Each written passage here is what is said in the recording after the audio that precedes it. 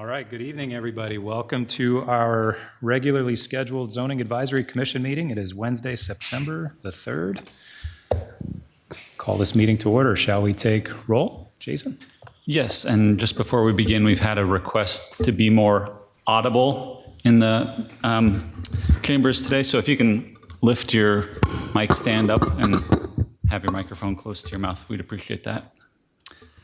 Christ is excused. Froistad? Here.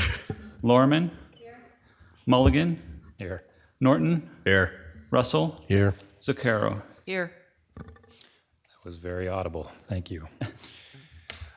Okay, can you confirm we are in compliance with the Iowa Open Meetings Law? Yes, we are. Okay, very good. Commissioners, in front of you is our minutes from August the 6th. I'll entertain any changes or a motion to approve as submitted. I move we approve the minutes from the August meeting. Second. Very good. We have a motion and a second. Jason? Froistad? Aye. Lorman? Aye. Norton? Aye. Russell? Aye. Zuccaro? Abstain. Mulligan? Aye. Okay, those minutes are approved. This evening, we don't have any action items. We do have 5 public hearings. Looks like item number 2 and item number 4 are going to fall off of the agenda. So if you're item number 3, you'll be going second, just as an FYI. So let's dive into item number 1. This is the rezoning of property located at West 32nd Street. The pin is identified on the agenda. I need to Commissioner recuse Norton? myself. Okay, you're going to Thank you. recuse yourself. Thank you. All right, so the way this will work for public hearings, so I'll call you up. You'll come to the podium here. If you wouldn't mind, you're free to move that microphone up and down. You'll state your name, your address, and what it is you're looking for from the commission. After you state that, we'll open it up for public hearing. And then I'll ask that you also come up and state your name, your address, and if you care to file up, make a line, that'd be great. If we're saying the same thing over and over again, feel free to say, I agree with the individual that went first. That would be helpful. And then we'll close it at that point and give the applicant the opportunity to say whatever they want regarding what they heard. So with that, I'll open it up for our applicant on item number 1. Good evening, Commissioner members. My name is Patrick Norton. I'm with Beasing and Associates, 1212 Locust Street here in town. And I've been working with the Ehrlichs, who are here this evening. Rick and Sherry are back here along with their family. And they've asked me to basically give a real quick overview of the request. I know everybody recalls this from last month, but I think at this point we're just going to kind of step back. We'll give you a little more insight as to why the request was made and why we believe that the office residential with commercial or with conditions is appropriate for this property. Let's see, the size of the lot. It's currently, originally started out well over an acre. Now it's down to about 0.53 acres. Really, the size limits a lot of what can really happen on that lot. It limits the size of the office building the applicant's proposing, as well as anything else that could possibly fall underneath the remainder of the OR allotted uses.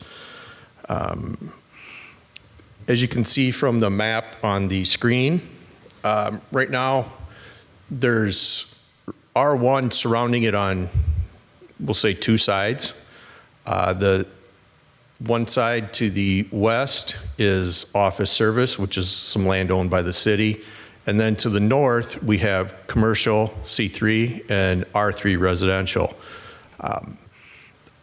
Typically, zoning patterns kind of are more gradations. They change from high uses to lower intensity uses.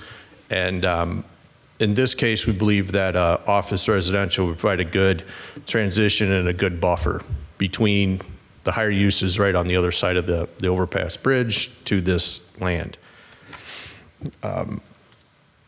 Let's see here.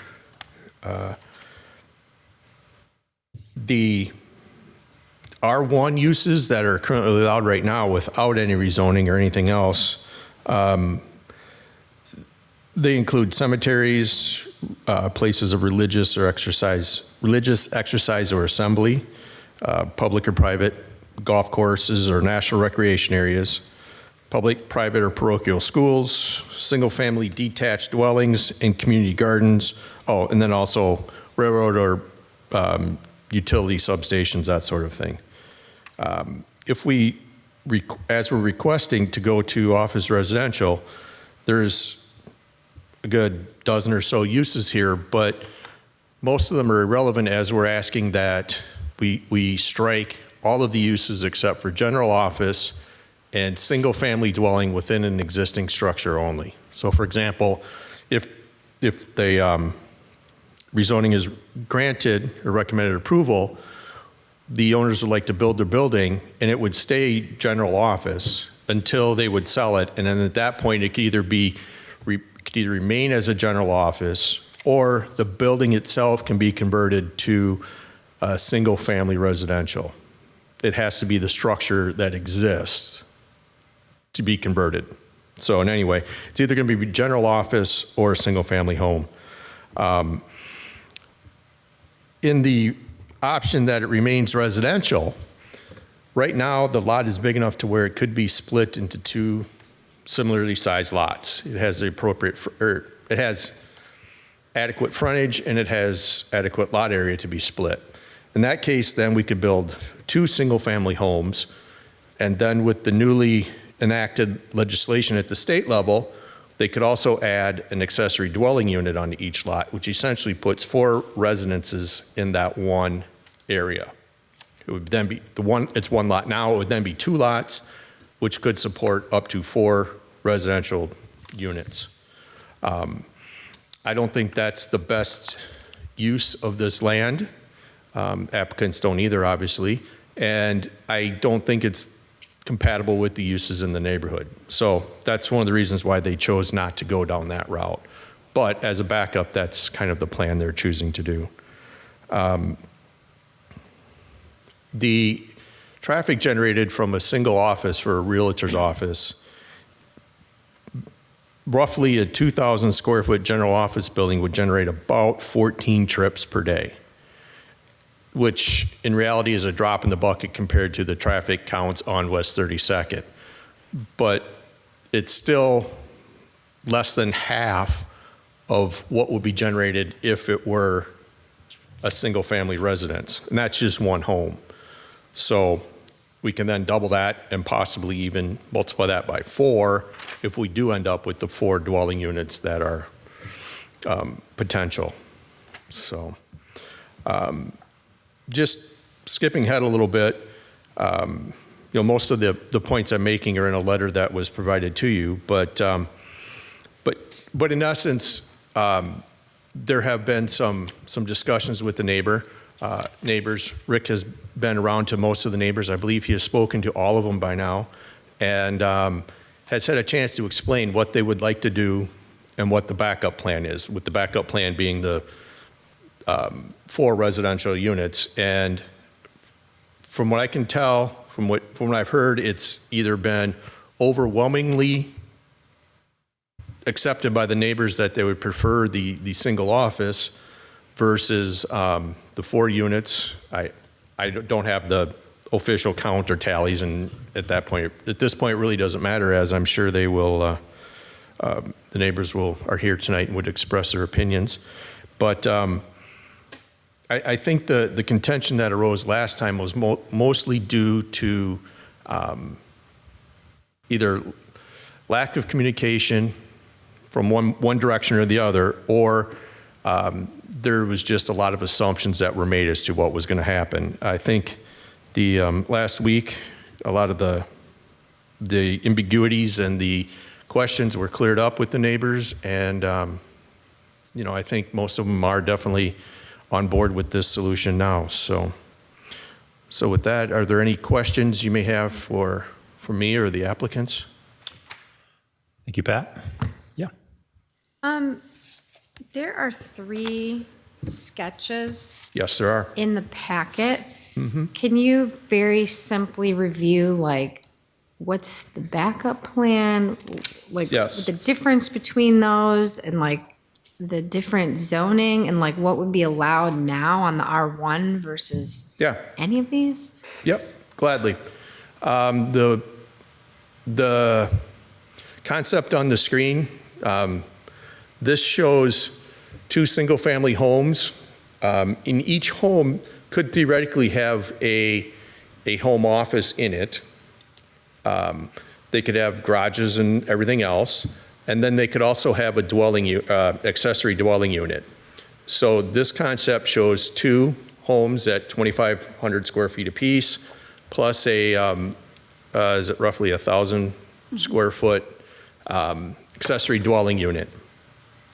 So that's the most intense use that could be placed on this property, and that's under the current zoning R1. R1, if it was 1 lot or 2? Well, right now it's 1 lot. With a little bit of surveying, we can split that into 2 lots.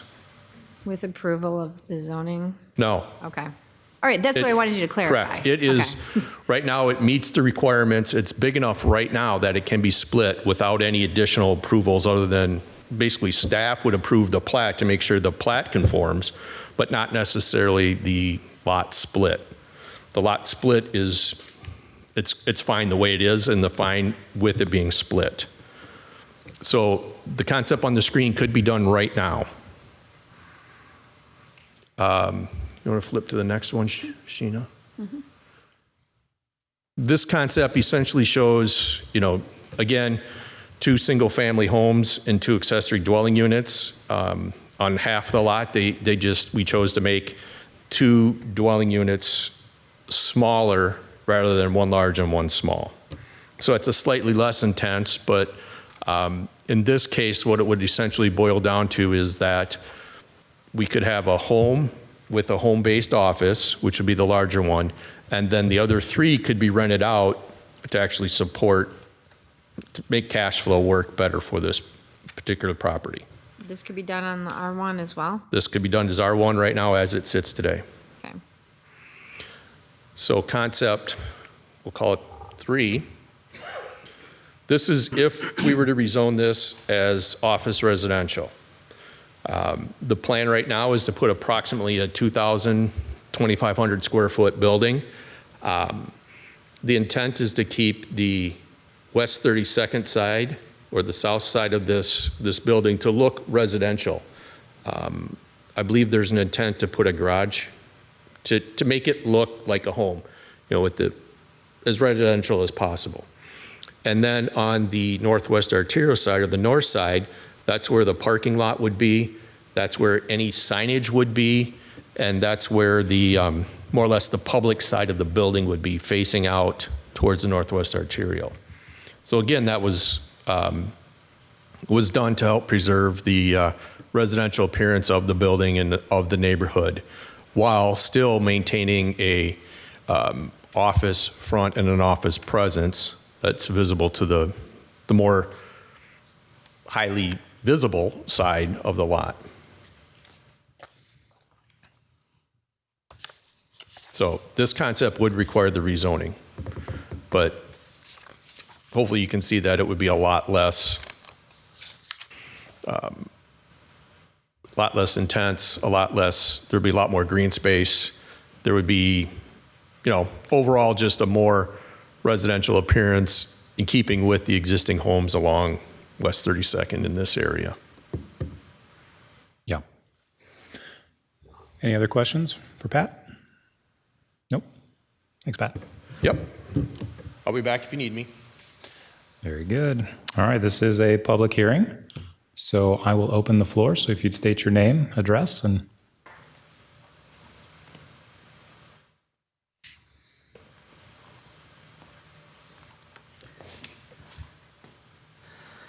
Yes, good evening. My name is Ron Heitz.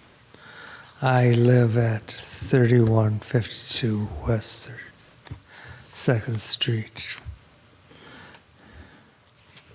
Thanks. I said my husband could come up with me this time. You can have a seat, honey. Okay. Yeah, go ahead. This is Joni Heitzman. I live at 3152 West 32nd. I've lived there for over 5 years. I once again want to thank you for serving on the commission. I know it's not an easy job. I've learned a lot more than I ever wanted to know about zoning and about law, fresh law. And I don't envy your position one bit, but I want to thank you for the roles all of you play. We, as residents in the neighborhood, we looked and listened to the proposed conditional changes to the original petition to change from R1 single-family residential to OR office residential C zoning. My husband and I reviewed the options. Mr. Ehrlich, Rick, came to our home one night when I wasn't there, I was babysitting. But I called him and he called me back, and we had a nice discussion about this. Even though in my heart of hearts, what I wanted to see, and if it means anything, what I wanted to see was a lovely single home on the lot with kids playing basketball in the driveway or learning how to ride their bikes. I didn't envision all the Pandora's box that opened on July 1st with the ability to build accessory dwellings. I don't know how many of you read through the law, but I think they spell checked it, but I don't think they word proofed it, because there's one line in there about the ability to build a minimum of one accessory dwelling per lot. A minimum. That means I could build a village in my backyard if I so pleased. I don't think they proofed it. Minimum was spelt right, but I think the word that they meant to place in there was maximum. I can't envision how that's going to feel for you as a commission to have to deal with that in the future. It's very non-restrictive. Anything goes. It can be a mobile home. It can be a manufactured home. It can be anything. So it's less than 1,000 square feet. I can't imagine what kind of potential there is for concerns about that into the future. But since we've seen that option A, the three options that Mr. Norton shared, option A, my understanding, is the one that's currently up on the screen. Okay. And then B was the one with the two little houses next to the larger office, and the third one that has the C-shaped fourplex kind of a feel to it. One of the concerns with that one automatically is to look at how many curb cuts you're putting there on a corner that's really busy, and it's not R1. In my opinion, it's a cluster. And number B, or option B, is the same. Option A, rezoned as ORC, would allow for a single structure, definitely more palatable. Now it's up to four realtors, whereas before it was to provide an office for 2 individuals. No accessory buildings or subdivision could be possible with this plan. Can you go back to A for me? Thank you. With this plan, it can't be subdivided, and you can't put accessory dwellings. So those are pluses to that. It does require the zoning change. The lot on B and C, the lots are cluttered with buildings. With this one, only one drive is necessary. One of the things we talked about was the setting of the office, if it could be set back further into the lot so it aligned more with the neighboring home instead of being jogged forward. It's already difficult around that corner to have clear visualization. You wouldn't want it to be too close to the road. The petitioners also are proposing permissive uses for Plan A that would be limited to only two things. It's an office, or it reverts back to a single-family home. Well, all of the other options are eliminated at that point. Yes, I think this process still leans to spot zoning. I have a segment of the interactive map that's online for the city. If you look at the arterial across the top, JFK down the left-hand side, and if you took it over to here, to Carter Road, and down to Eisenhower School, all that is R1, all of it. The arterial provided a natural and logical delineation between commercial and R1. So I still feel like this is benefiting one party more than it is the neighborhood. And it's the beginning of erosion into R1. Just saying. Okay. Next page.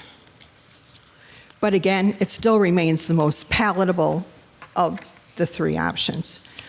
Other items that we've been assured by the petitioners that would be addressed are the limitation of signing and lighting of the sign, and planting of greenery to provide optimal shielding and appearance of the property between them and the next adjacent house, right next to them. And Rick said something about they don't have to watch all the activity of people coming in or out from their home if they are shielded a little bit by a greenery growth such as arborvitae or something. Mr. Ehrlich stressed over and over, we want to be good neighbors. We'll work with you with the new zoning or with remaining R1. We will do our best to be good neighbors. As neighbors and looking at the options, one of them is the most palatable, the other two, too clunky, too junked up, too many things in too small of a space. So we are leaning, my husband and I are leaning, other people will speak for themselves, but my husband and I are leaning toward this first option. We want this to be the beginning of a win-win relationship with new neighbors, not an antagonistic one. We are willing to support that rezoning of PIN number 101-622-7007 from R1 Single Family Residential to ORC Office Residential with stated conditions as promised by the petitioner. Again, unless you have questions for me, thank you for listening and thank you for doing the job you do. Thank you, Joni. No questions? No, thank you.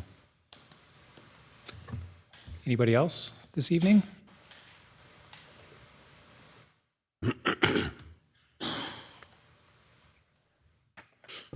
I'm Willie Kraus. I live on 3155 West 32nd, and that lot is right next to me. And I lived there for 48 years.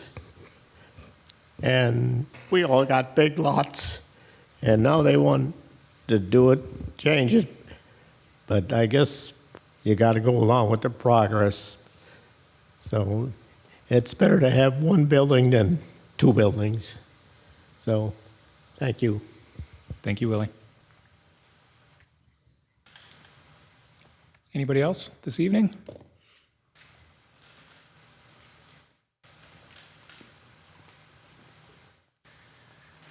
My name is Vernon Klein. We live at 3063 West 32nd Street. Been there for 34 years. It's a nice neighborhood, but I think we're ready to, Joan represented this pretty well on what our thoughts are. So, Very good. thank you. Thank you, Vernon. Anybody else this evening want to speak while it's open? Okay, very good. I will close the public hearing. Pat, the floor is yours if you care to say anything else in regards to that. Nope. Okay, sounds good. Thank you. All right, staff report. Thank you, Chair Mulligan. Sheena Moon, Associate Planner. There we go. So as you are aware, this is now a request for a rezoning from R1 single family to ORC, which is office residential with conditions. You're familiar with the property location and also the notification map here. I do want to just jump into a little bit of how we got here with respect to this request being remanded back to the Zoning Advisory Commission. So as you are aware, the commission did review this request in early August. At that time, it was just a request for a traditional rezoning to OR. The commission did vote 0-5 at that point in time, not in support of the request. So this did go to the city council, and prior to that public hearing, the applicant did submit a letter stating that they wanted to be able to come back to the commission to provide alternative option for this request, specifically the rezoning or the conditional rezoning option. They also wanted to share a layout, which they've done here this evening, and provide additional market data and information for the commission's consideration. They felt like they had more information to provide, which they have done so, and that was provided to you in your packet. That is why the council inevitably determined that remanding it back to the commission made good sense so that the applicant would have an opportunity to really present this additional information for the commission's consideration. That is where we are currently. I won't go through all of the details of the project as we have been through this before, but I do just want to say that it is about a 23,000 acre property. And as the applicant mentioned, it is large enough currently where if it were single family zoning, it could be split into 2 lots. I will just note at the last meeting, there was a comment about it being closer to about 36,000 square feet in the lot area. And that information came off the county assessor's site. Our GIS data is more accurate than that. Generally, it's kind of a computation that can happen through the county assessor's site. And so sometimes they just kind of take a length and a width and they multiply. And sometimes that information can be not always 100% accurate. So the 23,000 square feet number is adequate based on our GIS data for this specific parcel. So I just wanted to clarify that. I think that was a misnomer at the last meeting here. So one of the things I want to talk about too, we did at the last meeting touch on traffic a little bit, specifically access. In talking with the city engineer, their recommendation would still be that one point of access would be the most appropriate here. So whether it were to be developed for single family lots, they'd still have to work through the access piece, but really having one point of access would be the most desirable for this lot due to the safety along 32nd Street, the curvature of the street and such. So that is something that is coming to us from our engineering department with respect to development of this lot. So to kind of just do a side-by-side summary of what the applicant is proposing, as you can see here, the left side of the screen shows the current R1 zoning district, and now the right side of the screen is indicating highlighted in yellow the 2 uses that they are seeking to allow on the property. So with conditional rezonings, it often means that we look at the zoning district and an applicant can propose, or a commission rather even can propose to strike certain uses that they feel might not be appropriate on a property. And so in this instance, the applicant has elected and is offering to strike all the other uses on there except the 2 that they really desire for the property. The general office, which would allow them to actually construct a structure. And as you recall, the OR district has kind of a unique single family allowance where it allows for it in an existing structure. So if an office were built, as the applicant stated, it could potentially be converted to single family residence in a future date. So these are the requests. The applicant, again, has written and has provided an abundance of information as well as multiple different site exhibits for the commission's information and to share. As I understand it, they've done some extensive outreach with the neighbors to kind of to explain what their intent is with the property. And so that has been provided also to the commission. If we need to recap any of those exhibits or if you have questions specific to that, we can certainly do so. So at the last meeting, there was a number of opposition letters that were provided specific to that request, so to the original request. So with this rezoning, we did re-notify. We have to go through a notification process again. So all the same neighboring property owners did receive notification about this revised request. And in your packet, and actually printed today and included and provided to the commission rather, were 2 letters from neighboring property owners, both stating that option A appears to be a preference of theirs versus the alternative development options that were included as options. So that's really the bulk of what I have. I imagine there are probably some questions. One thing, actually, I apologize. One thing that I did want to mention, there was a question earlier about splitting a lot. So when we come down to subdivisions or subdivision plats, we have to take a look at what are called the bulk regulations in the zoning district. So those bulk regulations will include the criteria around things such as lot size, street frontage requirements, and a few other pieces of information in there. So for example, in a single family district, you have to have at least a 5,000 square foot lot to be able to be conforming with those bulk regulations. And you have to have at least 50 feet of street frontage. So as proposed, the lot could be subdivided. If it were to be subdivided into 2 lots, that would be something that would require just a staff level review. We call that a simple subdivision when both lots are meeting the criteria of the bulk regulations.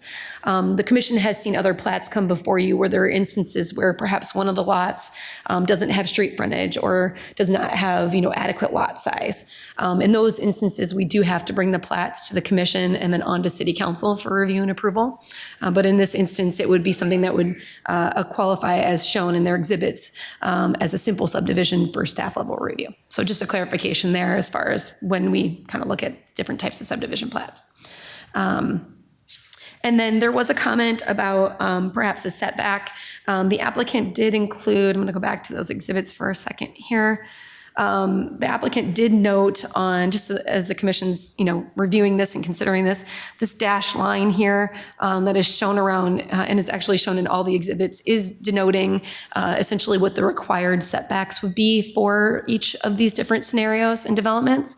So in the OR zoning district, just as in the R1 district, the minimum front yard setback would be 20 feet. So that is what's being shown here. But if the commission elects to move forward with this in any capacity, if they felt that there were additional conditions or requirements that they wanted to indicate, maybe an additional setback or things such as that, that is something that could be discussed and considered.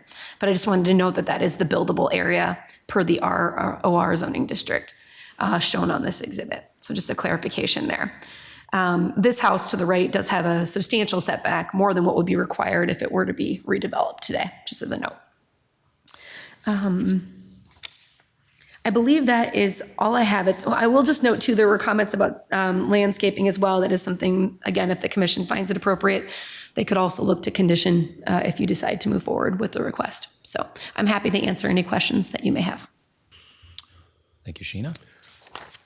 I do have one question regarding the option with the accessory dwelling units. Does the state code require that the resident of the accessory dwelling be related to the other? Or was that just a city code that we tried to do in advance of the new law? So thank you, Commissioner Russell. That is a great question, and I apologize for not talking about accessory dwelling units. So the new state code, which preempts our code, so we have to follow state code with this, does not require that either the single-family residence or the accessory dwelling unit be occupied by a property owner or by family. So it essentially says that you could construct that and you can live in it, or if you want to rent both units out, or you can do that as you wish. And the code does say that you can have up to 1,000 square feet or 50% of the area of the residence, whichever is larger. So it is actually a very generous code, especially when in comparison to our current accessory dwelling unit regulations. And again, it does preempt the city from being able to, essentially regulate those or require any type of special approval to allow accessory dwelling units. Thanks. Thank you. Any other questions for staff? Yeah, Sheena, you're referring to that as a new law. How new is it? And I mean, really, with the way these plans are presented, what's the difference between R1 and R2 anymore? Because the way these are laid out look exactly like an R2. That's not an accessory dwelling unit. The way this is drawn, it's a duplex. So great question, Commissioner Lorman. This law went into effect in July of this year, so it is new on the books within the last few months here. And to your point, it has essentially upzoned the R1 district. So it has essentially allowed for more density in a district that previously would have required a special approval to have we would have required a conditional use permit to allow an accessory dwelling unit in the R1 district prior to this code. So that would have been something that would have went to our zoning board of adjustment for review and approval. But this state law essentially preempts us from being able to proceed that way. And it does essentially upzone the R2 or the R1 rather to allow for additional density on these lots. So I know this isn't related to this application, but out of curiosity, are you aware of challenges in court to that already? Because it sounds very strange. So it's interesting. I'm not aware of any specific challenges in court, but I do know that it is, I believe, stemming from a desire to allow for more density on properties, to allow for creative ways to create additional housing in communities that may very much need that. There still are requirements that it must comply with building code. It can't be something that is just essentially, nailed up on the property. It does still need to meet building code requirements. But at this point in time, I'm not aware of any specific. I imagine at some point there will probably be some, but at this point in time, I'm not aware of any challenges to the law at this time. This went into effect like 2 months ago, basically. Correct. Yep. And before that, like an R1 plan proposal would have looked more like an R1. It would have been limited to us. Like if this was split, there would have been like what looks like one resident on each of these allowed, like before July of this year. Correct. And the state law. It would have been, prior to this state law, the code, our UDC would allow for a single family residence on a lot. And it would allow for an applicant to apply or request an accessory dwelling unit on their property. And there were specific limitations to that. For example, as Commissioner Russell asked, it would require that either the home or the accessory dwelling unit be owner occupied.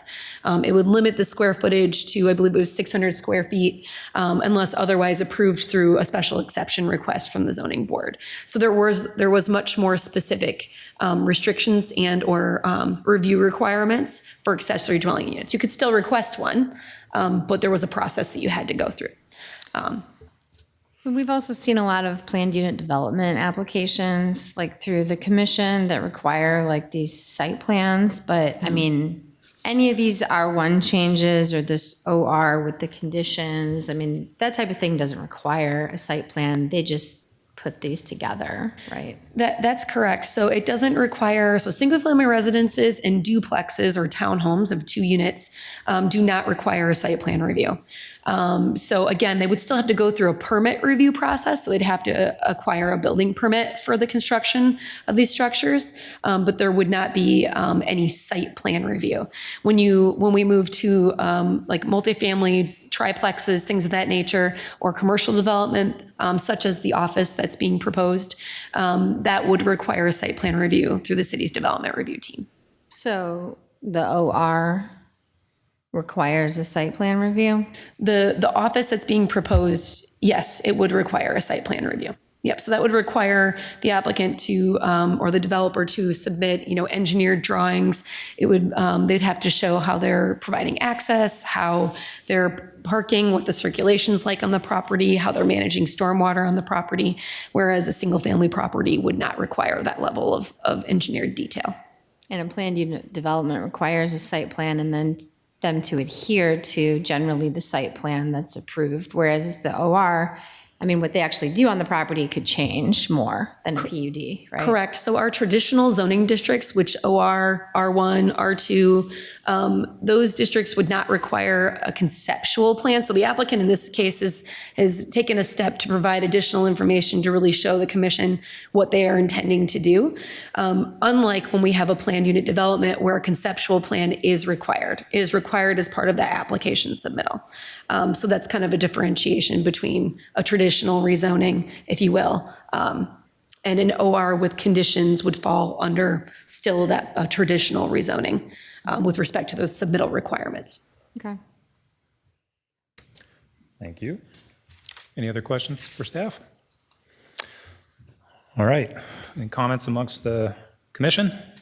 Yeah, I'll make a comment in addition to all my questions. This is really one of the strangest presentations we've seen, and I guess first time we've seen something like this that is like looks like what should be an R2 that's allowed in an R1. I guess, taking advantage of an extremely recent law. I don't really know how the city of Dubuque is going to just respond to this in general. I really don't know how to vote at all, or if I'm allowed to abstain from this vote, but I mean, that's where I'm leaning right now. I just find this a really bizarre application and situation, and that's my comment.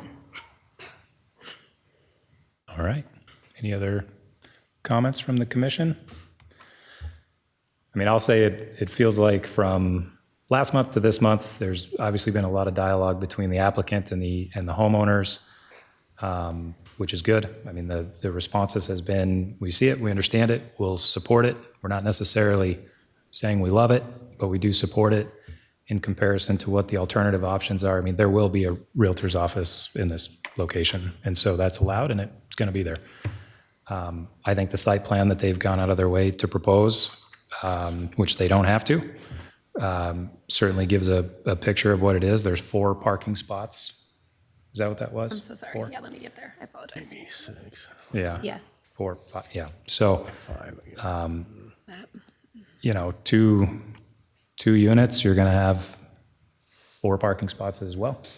So I think this makes a ton of sense. It's very similar to what Exit Realty has on Cedar Cross. It comes right up on residential as well. I understand it's a little bit different than this, but very, very similar concept. I've seen traffic studies on that particular road based off of other developments I've been a part of, and there's a lot of speed on cars moving right at that corner as well. And I know you guys have seen that as well. So getting this developed is I think a good situation, all things considered. So I will be voting in favor of this change to OR with conditions as submitted by our applicant. So with that, if there's no other comments, I'll entertain a motion.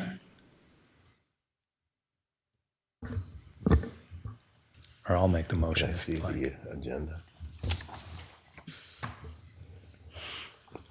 I move we recommend approval of rezoning from R1 single family to office residential with conditions for the property on West 32nd Street with the property ID number of 10162270007. Very good. Second. All right, we have a motion and we have a second. Jason? Froistad? Aye. Lorman? Abstain. Russell? Aye. Zuccaro? Aye. Mulligan? Aye. Okay, that motion passes. That will go to the city council on some date soon, September 15th. September 15th. Great. Thanks, guys. Thank you to everybody for coming again. Okay, item number 2, let's see, we have a letter here. How about I read this? Does that sound good, Travis? Excuse me? Should I read this regarding 705 Caledonia? Okay, so our applicant has submitted a withdrawal for the rezoning request of 705 Caledonia Place. The applicant has submitted a written notification that they would not be in attendance for the rezoning request as they do not intend to pursue this request. This application will not move forward, and no action is required by the commission. So that's exactly what we're going to do, is take no action on that item. So we're going to move on to item number 3, which is the traditional rezoning. Our applicant is Gregory Williams, the northwest corner of Keyway and Keystone Drives. Is our applicant here tonight? You'd state your name, address, and what it is that you're after. All right. Good evening. Can everyone hear me okay? Hear you great. All right. My name is Greg Williams. I live at 1650 Drexel. I've been looking for a house that I can move into because over on Drexel, I don't have a driveway. I don't have a garage. So I've been looking to upgrade to a newer type of building, but everything seems to be more expensive, out of my price range. Plus, I have to go upstairs. I've been doing that for 25 years. I'm kind of looking for a building that's all on one level because as I get older, I just turned 50. I'm kind of looking for the place that can be my house that I stay in until I retire or until they take me to the nursing home. So I'm hoping that I can eliminate the stepping part. So I've been looking at some of the vacant lots in Dubuque to see which would be good to make a home or maybe to make a townhouse or an apartment out of. And this one over on Keystone and Keyway piqued my interest. I grew up on Keystone when I was in elementary, and in high school I lived on Keymere, so I'm very familiar with that neighborhood. I used to walk by, this was Pooh's Corner, every morning on my way to Kennedy Elementary. Walk back that way. Never thought I'd be putting in a purchase agreement for Pooh's Corner. So what the idea was, the lot is kind of narrow, even though it's long.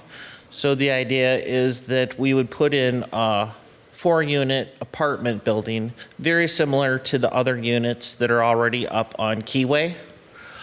With the one exception is that we would try to make it more of a slab building.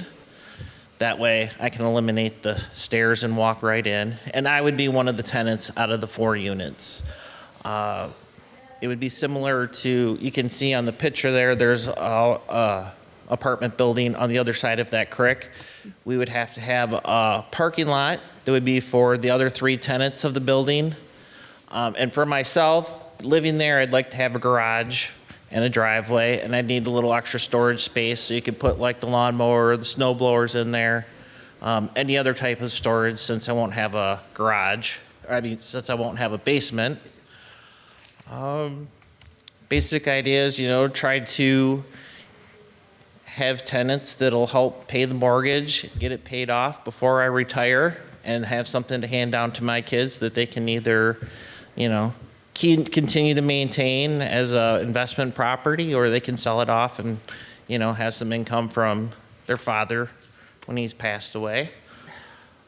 Because of the narrowness of the lot, it kind of makes you scrunch everything in. The requirements for the parking lot eats up a lot of land. You have to have 20 feet. It says it's a corner lot. You have to have a 20 feet from the property line on the front corners. So that eats into your land. So it kind of really squelches everything down. But it's already got a water line that's out in front. There's sewers that are already out front. So it would just be a matter of getting them connected. Some of the requirements were some of the trees and shrubbery, which I'm not a big greens person. I like to just cut grass. But there's already trees that are there. So maybe, we keep those there. I did talk to one neighbor across the street who said that that big first tree has magnificent colors when it comes up in the fall. So he'd hate to see me cut it down. But maybe we just have to trim it up a little bit. Let's see, what else? I did go around the neighborhood on, I think it was August 7th, a Thursday night. It was about 80 degrees out. I banged on a few doors, rang a couple doorbells, and I was only able to talk to that one neighbor at 1899 Keyway. But I left a letter and a little concept plan of what the building would look like, and left my phone number and my email address and said that any of them can reach out to me. One person did, Randy Williams. I think he's the owner of that apartment building on the other side of the creek. He was supportive of the idea, wished me luck. He did have one concern about how I had the parking lot set up, was with the headlights kind of hitting out toward the creek, and he was afraid of the lights coming in the windows. So he requested maybe having the driveway moved over toward the creek, and then they could point their headlights toward the building, which would work. But I was kind of hoping that I could put solar panels up on the garage and maybe put a solar canopy up over the parking lot to help generate electricity for the building. But since they've eliminated residential solar credits and they are reducing business tax credits for solar power in 2026, I don't know if it'll still be feasible cost-wise in order to put all of that solar into it. My suggestion to him was that since we need to put shrubbery in, maybe we put some shrubs on that side of the lot to help block out some of the light, or we could even put up a fence if it came down to it. And then today we did receive a letter that was sent to the city in opposition of the lot. They kind of thought that the building would be out of place in the neighborhood. But like I said, there's other apartments that are exactly like what I'm proposing that are up along Keyway, some of them that are on Foothill, some of them that are on Hillcrest. So I think it's not a big jump. It's basically jumping the creek and putting one more building in there. I know the lot's been empty for probably at least 15, 20 years since Pooh's Corner closed. No development has happened there, so we would be able to make it a property that has an increased value that could add to the property taxes to help out the city. And the other thing is, I know that the city's always been looking to add more apartments, more, less expensive housing for people, although there has been a lot of apartments that have been popping up in the city recently. So that might be a little competitive challenge, but if we have competitiveness, maybe that'll help bring the rates down, or at least they won't go up as fast as they have been. I'm sorry, the one person who did have a complaint about changing that, they also mentioned not only that the building was sort of out of place, but there's a lot of traffic there, which my father did say, especially early in the morning and after school, because all those Hempstead kids are racing to get up to school at 7:30 in the morning, 2:30, boom, they're coming out that back gate, coming down Visalia, down Kennedy, Keystone to get out to where they're going. Some things that we could do to help alleviate that was, like I showed before, there was that big tree there. If we cut that tree down and replanted some other ones and maybe move them around in the yard, it wouldn't be blocking that view. I think the city had a picture of it from the north end of it, from the north view.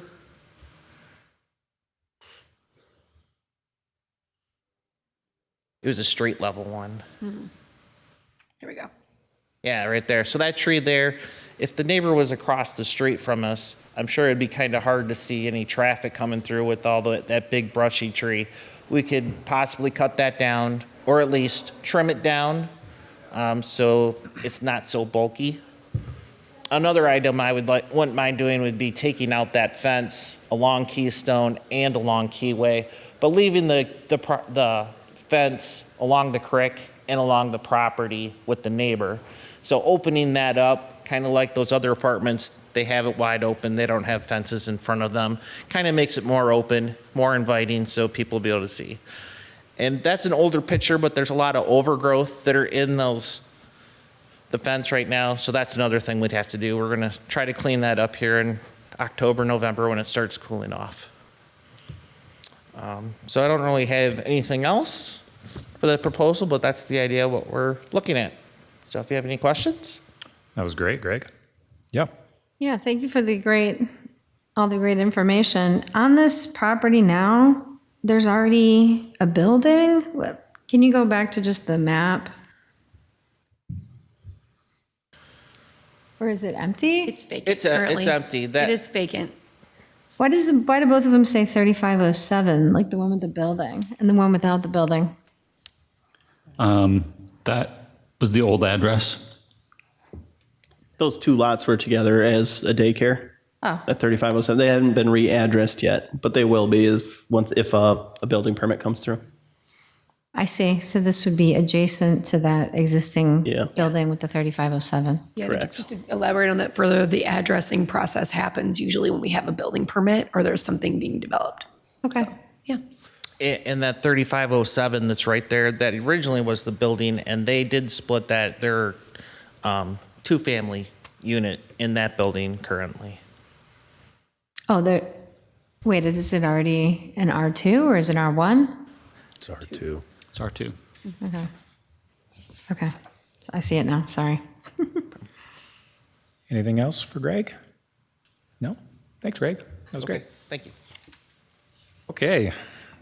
Before we go to public hearing, what is Pooh's Corner? There's a child care center, like Winnie the Pooh. Okay. I had no idea. Thank you. Gave some context to me.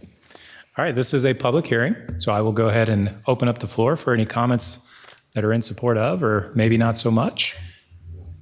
And you're welcome to come on up. I just ask you state your name and address and your thoughts. My name is Rachel Cole. I live at 1896 Keyway with my husband.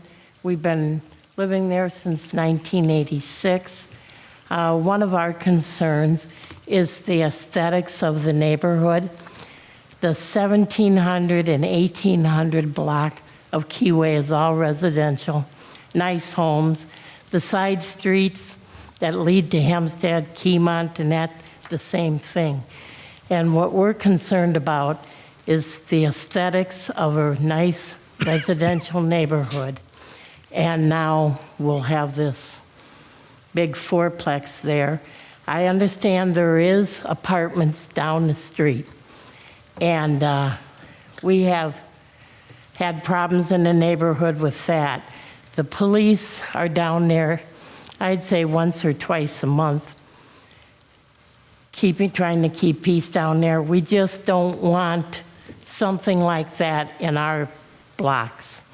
Another thing we're concerned about is extra parking. It shows that he has 6 parking spots, and then he'll have his garage. But what happens on holidays when they have people over or they have parties, there's not a lot of extra parking there.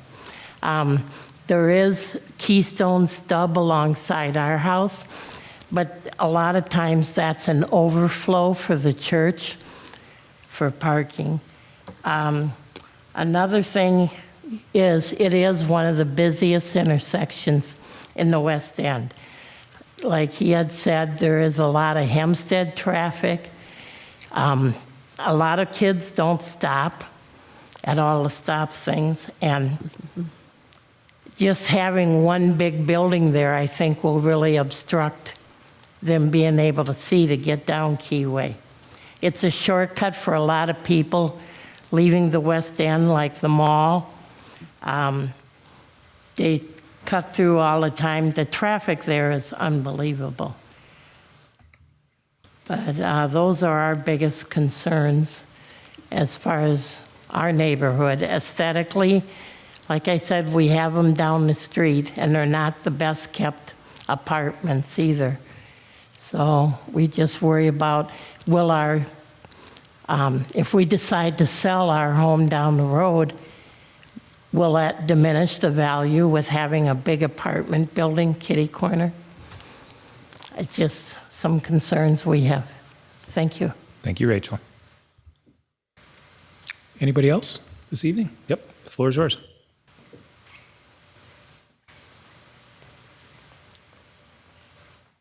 Hi, I'm Mark Hopman. I live at 1899 Keyway. Greg did come over and describe his plan to me, and I agree with Jim and Rachel that this would be a huge eyesore if you're putting this where there's been nothing for 20-some years. I've lived across the street right there for 22 years, and it's a very quiet neighborhood. That intersection is a problem. We get all the JFK bypass, and he's going to put 2 more cutouts into that property there for traffic coming in and out. And he says he's going to live in it. Actually, he said a lot of ifs and buts in his speech there. And the trees, there's trees behind that tree too. They're all beautiful trees that turn in the fall. And I guarantee you that you'd have to lose them to put a property there, especially driveways. Yeah, and Rachel said it could diminish. I mean, could this go to Section 8 eventually? Because that's what they are on the other side. All the other apartments are confined across the creek and up on the hill where the older folks are up there. Where are you going to stop? If you're going to let him come here, who's the next to put another fourplex and just keep on going in our neighborhood? So yeah, I'm opposed to this, and I just wanted to make sure you guys knew that. Thank you. Thank you, Mark. Appreciate it. Anybody else this evening? Okay, so I will close the public hearing. Now, Greg, the floor is yours. If you'd like to say anything else in regards to what you just heard.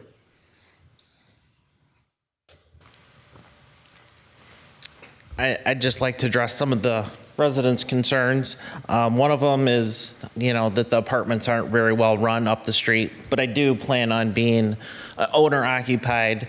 So if there was people in the apartment that are partying all night, keeping people up, they're going to be keeping me up as well. So I'm going to be looking for good tenants and be a responsible landlord. A lot of the ifs and whats are, it's conditional on if the commission grants the rezoning. If I don't get it rezoned, then I'll have to find different plans for the property or find somebody else that wants to purchase it and develop it. And as far as the traffic, there would be 2 cutouts for it. But we're talking like 6 parking spots. I'm not married, so pretty much it would just be myself using that one driveway until, I got married or had people over. If we had people over, we could park some cars in the garage and in the driveway to keep them off the street. So with the amount of parking lot, only 4 out of that section that's over by the creek, I don't think it would increase the traffic on that street any more than it already is. And the other thing with the view, that setback, it is 20 feet from the property line, but it doesn't include from the curb to where that fence is. That's like another 11 feet that is the city's right of way. So you have about 30 feet of distance between the curb and where between where the building would be and where the curb is. So there's plenty of room to kind of see around those corners. And I would be amenable to, on that corner of Keystone up to where the driveway would be, if they wanted to put in some type of sign that said no parking from here to the corner or something, to try to keep that section open so people can see the traffic that are coming around that intersection and try to keep cars out of there. So that's all else I had. Thank you, Greg. Okay, we'll shift over to our staff report. Jason? Assistant Planner Jason Duba. The applicant proposes to rezone the subject property from R2, 2-family residential, to R3, moderate density, multifamily residential. The property was originally subdivided as part of the Key Knoll subdivision in the 1960s. The property is located in an area of the city that has historically been zoned primarily for single-family residential use, with some multifamily residential. Subject property was part of the Pooh's Corner daycare facility before it was rezoned from R1 to R2 in 2015, along with the adjacent parcel to the west. That parcel has a duplex on it, while the subject parcel is vacant. Subject property is approximately a 1/4 acre lot located at the northwest corner of the intersection of Keystone Drive and Keyway Drive. The frontage along Keystone is approximately 72 feet, and the frontage along Keyway is approximately 153 feet. The lot slopes down approximately 8 feet from the front to the rear, where the North Fork of Catfish Creek runs past in city-owned right-of-way. The Iowa Department of Transportation categorizes Keystone and Keyway as local streets. The most recent traffic count on Keystone shows an average of 540 vehicles per day, and Keyway shows an average of 2,070 vehicles per day. The site is currently undeveloped, and although rezoning of the subject property may result in additional vehicle counts, due to the size of the property and the limited uses that could be accommodated at the site, the proposed rezoning is not anticipated to substantially alter traffic counts in the area. The subject property would be adequately served by existing utilities in the area, and public services would be, regardless of the type of development on the site. Any redevelopment of the property would be subject to review by the city's development review team to ensure the work is compliant with city codes and to ensure any potential effects on the environment will be mitigated through appropriate site development. The subject property is adjacent to residential uses to the north, west, and south. Property to the east is the Dubuque Community Church. The proposed rezoning would create a new R3 district in the neighborhood and would change the zoning designation for the subject property only, though there are 10 multifamily properties zoned R3 on the next 2 blocks to the north. The R3 district allows for residential from single family up to a 6-unit multifamily dwelling, whereas R2 allows up to 2 units. The subject property is relatively small, and some uses may be limited by lot area and parking requirements, which is 2,000 square feet per unit and 1.5 spaces per unit. The applicant is proposing to construct 4 apartment units. The property owner of the apartments to the north, we spoke about Randy Williams' concern about parking layout. The existing R2 zoning district allows for 11 principal permitted uses, and the proposed R3 district allows for 12 principal permitted uses. We've got a chart in the staff report. Approval of the proposed rezoning is not anticipated to substantially alter the fabric of the area. The subject property is fairly small in size, and consequently, scale of development on the subject site would be limited. The comprehensive plan encourages a mix of housing options affordable for all, multifamily development near jobs, and infill in developed areas of the city. The city's future land use map identifies the subject property as public open space, which was assigned automatically to many vacant parcels. Thank you.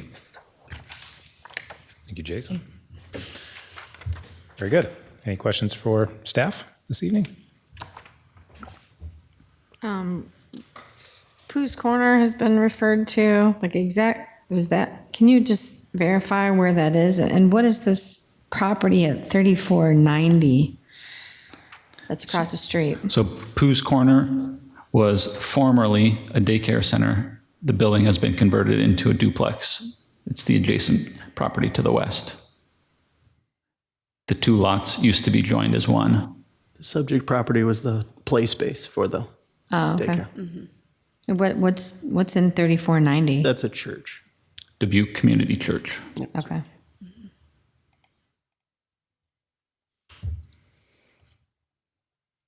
Good deal. Any other questions for staff? Is this building supposed to be like a 2-story building, or what is the R3 restricted to? It has a height limit. I'll let the applicant speak to his plans for how many floors it would be. Okay. Have to be at least 2. I would add that it's gone through development review conceptually, so the driveways, both driveways have been reviewed and conceptually are approved, but they would have to make some potential changes, but conceptually there would be space for that. There's mention of landscaping. Landscaping would be required. Site plan approval is required because this is more than 2 units. So there would be some landscaping. There would be trees required on the site, and the fence removed from the corner would also be a requirement. Very good. Any other questions for staff? None? Okay, thoughts amongst the commission? Any comments? Yeah, their traffic was mentioned, the volume, I guess, from the school mostly. I drive through there every once in a while myself, and I would note that it's a 3-way stop there, so the visibility, I don't believe, would be an issue. Okay. Yeah, I'll just make a comment that, you look at it and it looks like it fits in, because of all the R3, nearby and C3 and R4. I mean, the stream or the creek kind of provides a natural buffer between some of that. I mean, it seems like a good application, but for some reason I'm like on the fence. Just because you like to see a smooth transition, and it's right there, like in that neighborhood with the houses, and there is opposition. You're saying a fence on what would be the north side? I'm not talking about a fence. I'm talking about myself being on the fence with my vote. I'm sorry. I misheard you there, Carrie. I'm sorry. Okay. One thing that jumps out to me, and I don't bring it up enough, but it's a good reminder just amongst our group here, but that second to last paragraph, the comprehensive plan encourages a mix of housing options, affordable for all, multifamily development near jobs, and infill in developed areas of the city. Its future land use map obviously identifies it as public open space, but you go up above and this is infill and this lot's doing nothing here. There's a ton of multifamily within throwing distance. So I respect obviously the position of the owners around it. I think it's a fairly clean. I like the fact that there's a singular access point off of Keystone and then a singular access off of the other drive. I forget the other street, but, and the idea of nobody's going to be backing out of that either. So they're going to be pointing straight ahead, exiting that. So I like that conceptually, that site plan that we've seen. So I will be in support of this change. Any other comments? And to me, this application, it kind of reminds me of the one we saw all the opposition to by the baseball field road, where they came in and they wanted like commercial, and then it went to something else, and then it went to like R4, and then they came back for R3. This reminds me of that, just because like the questions there were, is R2 the most appropriate? Zoning for that lot, instead of 3 or 4. It seems like yes to me, even though, we just heard what happened with R1. I guess there's still a designation between R2 and R3. So that's where I might vote no on this, even though he's made a thoughtful presentation with the plan, and I'm sure there's been a lot of effort. I don't know. It's just not super clear to me. The property has been zoned R2 for 10 years and remained vacant that entire time. Correct. So if somebody bought that property, and this is for staff, I guess, is the lot big enough that you could subdivide it into 2 R2 lots? Technically, you could. It depends on what you'd want to put in there after that, because there's a certain lot area per dwelling unit. I'd want to put in 2 unit townhouses. You could do one by right, and the second one would need a special exception, because you'd need 1,200. I think you'd be 1,200 short, something like that. And that's because I'm assuming this lot is overall smaller than the previous Correct. presentation that we saw. Yeah. Yeah. Thanks. Very good. Anybody care to make a motion? I'd make a motion. Okay. I'd like to make a motion to recommend approval to the city council to rezone this property from R2 two-family residential to R3 moderate density multifamily residential. I'll second. Okay, we have a motion and a second. Jason? Stad? Aye. Lorman? Nay. Norton? Aye. Russell? Aye.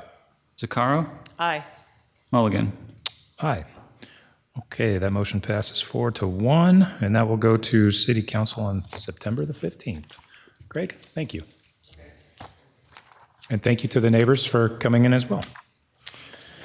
All right, very good. 2306. Tell me what was happening there. We're tabling that. Yeah, so I just like, The applicant never actually submitted a full application or fee, so it was mistakenly put on the agenda. we understand that they perhaps we'll still pursue that. So the commission could make a decision as to whether or not you want to table it to a future agenda. But again, as Jason stated, we had more of the understanding that they had intended to follow through with that submittal, and then in the interim, they did not. So Can we simply take no action? I As would we say did so. on item 2. What's that? I would say so. yes. Okay. Everybody okay with that? Great. We'll take no action on item number 4. All right, we'll move on to item number 5, 1550 Elm Street. I believe our applicant is here. Yes, your applicant is us. We're representing the city of Dubuque. So as I understand it, there was perhaps going to be some representation, but they were unable to make it. So staff's going to be presenting on this one. So the request is from the city of Dubuque. The request, I'm going to pull up the property here, is to rezone a piece of property located in the downtown area between 16th and 15th Street. It borders the train tracks along the east side there, and then Elm Street along the west side. This property is currently zoned heavy industrial, and there is a desire to revitalize or redevelop the property, potentially for a community health center type of a use. So Crescent Community Health Center is located just to the north. So this would potentially be a continuation of that. So with the C4 district, as you can see, the property of the Crescent Community Health Center is currently under the C4 district, which is a district that we generally see throughout it is throughout the downtown area.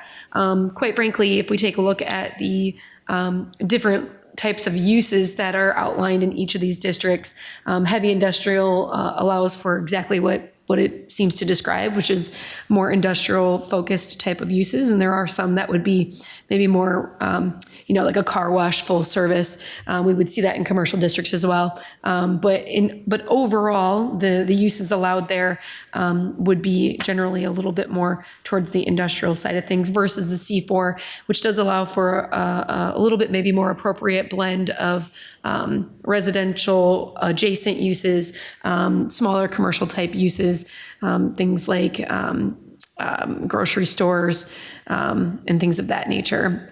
So we do feel like this is an appropriate rezoning of this property that would allow for redevelopment of the lot for something such as a community health center. In the list here, you can see that there is a number of crossover uses. But again, this C4 is generally, we see this throughout the downtown, whereas heavy industrial, we really generally do not. There's this little pocket here, but overall do not. So that is generally what the city is requesting. We're happy to answer any specific questions. I will just note that this has not gone through any type of conceptual review or anything like that at this point. It is very much at the beginning stages with just requesting the rezoning. So happy to answer any questions you may have. Would the health center use both of the existing buildings or just one, or do you know that? That's a great question. I don't know if I know the answer to that at this point in time. Those buildings are, I'm not sure of the state of those buildings in their entirety and whether revitalizing them would be appropriate. We'd have to really probably work with our building department to confirm that, as well as any proposed project. So unfortunately, I apologize. I don't know the answer to that at this point in time. So just looking on the map versus the address here, it's 1550 Elm Street, but on the map, we see a 411 in a box, and that's the area, and it's HI? Okay. Yes. So thank you so much for asking that question. I apologize. I went right into my report. So yes, it was, when we originally wrote this application, it was a Scrivener's error to not include the 411 East 15th Street on the agenda. It was noted in the public notices and then obviously in the staff report here. So it is technically two parcels. So it does include the right portion that you're seeing here, as well as this left lot. And actually, let me go here. So here you can see the two lots. So it is this full block, essentially, of the city. And it is all currently zoned heavy industrial. That's correct. So there's two lots. One's the 411 and the other one's the 1550 Elm Street. That's correct. Okay. Thank you. Very good. Any other questions? All right, this is a public hearing. I'm opening the public hearing. Public hearing is closed. Do you have anything else to say, Sheena? I have nothing further Great. to add. would you like to do your staff report? I'm just I kidding. think I'm good, but thank you. Just following the rules. All right. Any comments from the commission? Anything else? All right. Tell you what, I'll make a motion. I make a motion that we rezone 1550 Elm Street and 411 East 15th Street from HI to C4 downtown as submitted by the applicant. Second? Sorry. It's okay. We got a second and a third and a fourth. Jason? Froisted? Aye. Lorman? Aye. Norton? Aye. Russell? Aye. Zaccaro? Aye. Mulligan? Aye. Very good. Okay, that motion passes. And you'll be at City Council on September 15th. Correct. Thank you. All right, good for you. Any items from the public? Very good. Items from commission? Okay. Why don't we do yours first? Sure. Go ahead. Items from staff. I do want to make one clarification that we noted after the first public hearing item. So the accessory dwelling code was actually approved and passed in May. I believe I said July. So just something to note for the record that it is actually May. It went into effect July 1.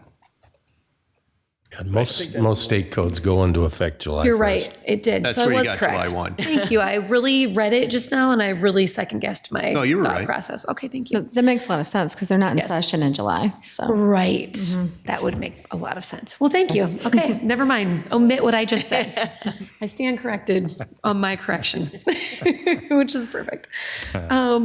Okay, so we have, in July, the commission had originally talked about the election of officers, and at that time, you did move forward with appointing 2 members to the Airport Zoning Board, the Airport Zoning Advisory Commission. So generally, when we do our annual elections, we will appoint commissioners to represent on that board, on that Airport Zoning Advisory Commission, rather. So that portion is done, but we did not actually move forward with the election of officers, that would be our a chairperson, vice chairperson, and secretary. And so I think the discussion then was really around, we didn't have a full quorum, and so we wanted to wait. And then in August, further discussion had indicated that the commission was in support of us amending the bylaws to move our our voting of officers to September of every year. So included in your packets is just a copy of the bylaws. As you will see on the second page of that, we've struck out and just showing the amendment that July is crossed out. We've moved that to September. And so that is something that we will look for the commission to make a motion on and take a vote on tonight. We will need that. And then in addition to that, I know we are missing Commissioner Christ, but I believe that she was okay with us moving forward. She conveyed that to us if she knew she wasn't going to be here. So I'm moving forward with any election of officers. So I would invite the commission to vote for our chairperson, vice chairperson, and secretary this evening as well. And those will require a motion, a first and a second, and a vote as well. Do we do the chairperson first, or is there a specific order? No, there's not a specific order. I think it's appropriate to start with the chairperson. I move we nominate Matt to a re-election, I guess. I'd second that. I was going to get a yard sign to put my name out there. Usually it's the yard signs that say, "Don't vote for me for this." Okay, so what did we do? We have a motion and we have a second. Is that what we have? First Actually, then? before, does anybody else want to be? Aye. Oh, Wait, I think, Pardon me. anybody else want to be? I don't want to continue doing it if somebody else so desires to Be put contentious this on election their here. resume or something. You're doing a great job. I put a yard sign up, so. All right, go ahead, Jason. Froisted? Aye. Lorman? I'm, Norton? Aye. Russell? Zaccaro? Aye. Mulligan? No, I'll abstain. All right, very good. Who's our vice chair currently? That's Commissioner Russell. Commissioner Russell. Would you like to continue doing that? Sure, unless somebody else wants to. Is there anybody else that has a big desire? Okay, I make a motion to what am I doing? To propose Commissioner Russell to be the vice chair. I'll second. Okay, we have a motion and a second. Roysted? Aye. Lorman? Aye. Norton? Aye. Russell? Aye. Zaccaro? Aye. Mulligan? Aye. You've done great. Current, and then secretary? Current secretary is Commissioner Norton. Did you know that? I did not. Well, I did probably 2 years ago or a year ago, but that shows you how strenuous the position is. Right. Would anybody else care to be Time-consuming. secretary? You won't hurt my feelings if you'd like to do it. The least time-consuming secretary position I might have ever seen, since the staff does all the work. Exactly. Yes. Yes. Did Martha say she wanted to be? All right, I'll, I make a motion to nominate Commissioner Norton for secretary. very good. Second. Okay. We don't like change around here. Roysted? Aye. Lorman? Aye. Norton? I'll abstain. Russell? Aye. Not sure Zaccaro? how I feel about this. Mulligan? Aye. Okay, very good. So we have our three. Correct. Now we have the airport deal, that's all squared away? That has been, yes, that is all set, and that memo's already gone to the city council for those appointments. That is taken Who's care on of. that? Yes. And then we will just need to, Who's on that, with the though? proposed bylaw amendment, just to vote to approve the bylaws as amended. And again, that edit is on page 2 in red. It's just essentially modifying the day, or the month rather, from July to September for the annual voting and election of officers. I'll make a motion to amend the bylaws to change the annual election time to September. All right, Second. very good. We have a motion and a second. Jason? Roysted? Aye. Lorman? Norton? Russell? Aye. Zaccaro? Aye. Mulligan? Aye. Who sits on the airport thing? It was Chris and I think it's me. I can double check right now. Give me one moment. Okay. I should know that. I just wrote that memo. I know it's Rich and someone. Very good. Yeah. just going off memory. Yeah, give me one why, moment. that's a long I'll time ago. confirm. Yeah. Ever been to a meeting? No, that Right. commission What's is. going on with the airport now? Like, does anybody know? It changes all the time. They're building something. That's for UD. Okay. Yeah, they're building, flight school. UD has an expansion going on out there, so they're building an additional hangar and then expanding onto the actual school, the flight school. Yep. So our current, or just recently appointed members of the Zoning Advisory Commission, Airport Zoning Advisory Commission, are Commissioners Russell and Norton. Well, you guys will do great. Great things are coming to the airport. Very good. So that's all we have. Thank you. Oh, I will. I'm so sorry. I do have one other thing, if we may. So just a friendly reminder that you're invited to the Boards and Commissions picnic at next Tuesday. That's being held at Eagle Point Park. So if you can join us, please do. We certainly appreciate all the time and effort that you put into being a part of this commission. And we could not do the work that we do without you all volunteering to be here. So thank you very much. It's usually a pretty short evening and there's a little program, and usually additional city staff and the mayor will extend their thank you and gratitude as well. So please join us. It is a nice little gathering if you are able to. And then I will also just briefly note that if you've not tuned into some of the Unified Development Code updates that are happening, so that are in progress rather. So as you may recall, the city has kicked off a Unified Development Code update. So really we're at kind of the beginning stages of that still. So we did take public input. Our consultant actually let us know that the city of Dubuque has by far been one of the most active public input communities that they've ever worked with. So that's kind of a kudos to the city and our, our stakeholders and our citizens, residents for being involved and expressing their input. So that's part of that initial process where we take up public input. The consultant also goes through an evaluation of our code, kind of looking to provide based on input and their evaluation, what some recommendations might be to amend and update our code. So the we had a open house rather last Tuesday. We also had a presentation with a consultant, as well as Wally Wordemont, our planning services director, to the city council last Wednesday. So if you're interested in listening to that, that is in, it has been recorded. You can take a listen to that. Just presenting kind of our findings in what we call our technical report, which is really this introducing document that's kind of saying, hey, this is what we found. This is what we think might make sense. But our next step is really to work with the consultants going to prepare a draft of our code. And so this is kind of where we start to get into the details of what this amendment might look like. So there will certainly be opportunities for you to participate, and we will be bringing amendments and portions of that code to this commission for your input and feedback and for discussion. There will also be some subcommittees. I'm sure there will be lots of discussions around signage and things of that nature. That seems to be one that always kind of is a interesting discussion point. One other thing that's come up is a discussion around whether some cities in the country are looking to do away with their parking requirements. So that is something that is on the table for discussion as well. Just can't stress enough how much, if you're able to, or if you have an interest in participating or providing feedback.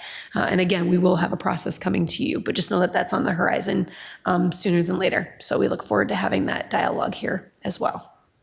Cool. So thank you. That's all I have for this evening. Thank you, gang. Thank you to the I commission. move we adjourn. Oh, I second that. Okay. All in favor? Aye. Okay. Thank Meeting you. adjourned. Thanks all.